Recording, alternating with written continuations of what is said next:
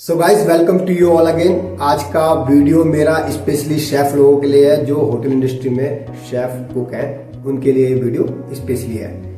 इस वीडियो में मैं अपना 15-16 साल का एक्सपीरियंस शेयर करूंगा, यानी कि जो मैंने अपने 15-16 साल में एब्जर्व किया है उसको मैं थोड़ा सा कुछ शब्दों के माध्यम से आपके बीच में रखूंगा। इस वीडियो के माध्यम से मैं आप लोगों को ये बताऊंगा कि एक शेफ को खाना किस तरह से देना चाहिए।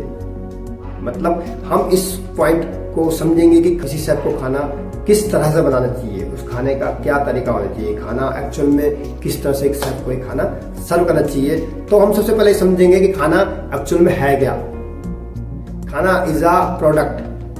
एज अ शेफ के लिए प्रोडक्ट है क्योंकि हम उसको बेचते हैं। तो हम उसमें जैसे कि एक कुम्हार घड़ा बनाता है तो घड़ा बना के बेचता है, सेम एक माली कोई फूल उगाता है तो फूल को उगा के बेचता है, सेम ऐसे ही कोई टीवी बना के बेचता है, कोई मोबाइल बना के बेचता है। तो कोई बहुत सारी चीजें जो मार्केट में जो भी हम यूज करते हैं वो सब चीजें मार्केट में बनती है और बिकती है। सेम ऐसे ही खाना मार्केट में बनता है और बिकता है। सो यानी कि कोई यूज करने वाली चीज जब इंसान यूज करता है कोई चीज तो वो सेंसर्स के थ्रू यूज करते हैं। यानी कि अगर हम वीडियो देख रहे हैं, अभी मान लेते हैं तो वीडियो भी आप आंखों से देख रहे हैं तो इसमें सेंस लग रही है। तो इंसान की जैसे क्या हम जानते हैं कि इंसान की 6 सेंसेस होती हैं, तो सेंसस के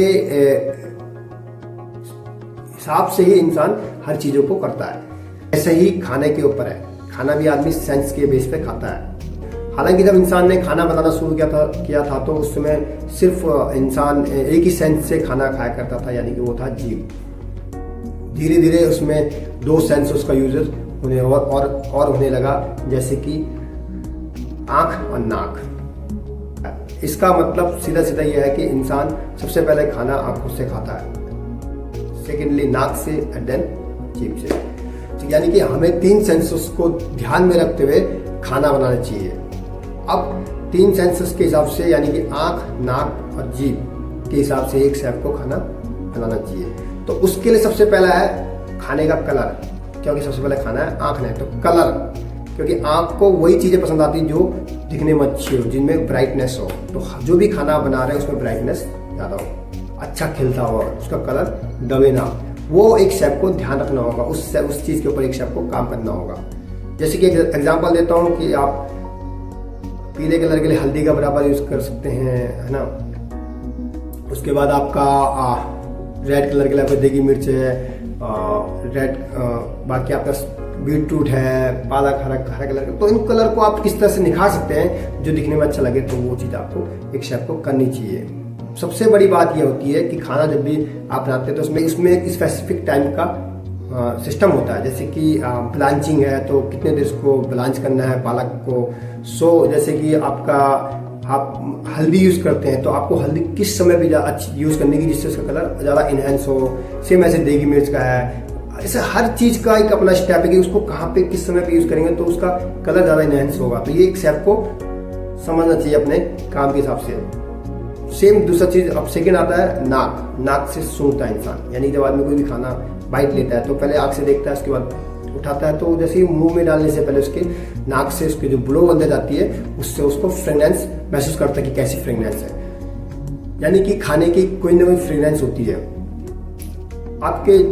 आपको सबसे पहले डिसाइड करना होगा कि आपका खाने का मेन फ्रेगनेंस क्या है। जैसे आप किसी चीज में इलायची का फ्लेवर रखते हैं, आप किसी चीज में सॉफ्ट सॉल्ट का फ्लेवर रखते हैं, किसी चीज में आप जैसे कि आपका कस्तूरी मेथी का फ्लेवर होता है किसी चीज में पर्टिकुलर, किसी चीज में आपका पर्टिकुलर ये हींग का फ्लेवर होता है। जैसे कि जब मैं मोती महल में काम किया करता था तो वहाँ पे जब हम दाल मखनी बनाया करते थे तो वहाँ पे हम हींग बहुत ज़्यादा डाला करते थे। और वो जो हींग अगले दिन सुबह जब वो दाल फर्मेंटेड होके जब सुबह हम उसको गैस को देते थे तो उसमें एक फर्मेंटेशन के बाद एक खटास हींग से आती थी और एक अलग सी फ्रेगनेंस हींग की निकलती थी, तो वो लाजवाब होती थी।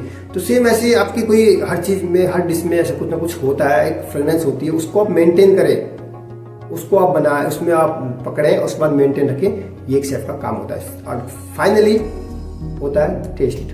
और मुझे लगता है जिसने एक बार लगभग साल भर कंटिन्यू कुकिंग कर ली तो उसको टेस्ट में कोई इशू आ सकता है। टेस्ट का इशू नहीं होता है, इशू होता है सबसे बड़ा कि 2 इंद्रियां, 2 सेंसेस ने अगर ना कर दिया, आपके खाना आपका कलर रहेगा तो आपके आपने जवाब दे दिया। सेकेंडली आपका जब आपने उसने किसी गेस्ट ने उठा के खाया तो फ्रेगनेंस गया नहीं, फ्रेगनेंस है ही नहीं अच्छा सा, या बहुत सारे मिक्स कर दिया। और एक फ्रेगनेंस पकड़नी पड़ेगी आपको, क्या है यूनिक फ्रेगनेंस जो आप उसको महसूस करें, जिसको मुंह में डालते ही फील करा वाओ अमेजिंग।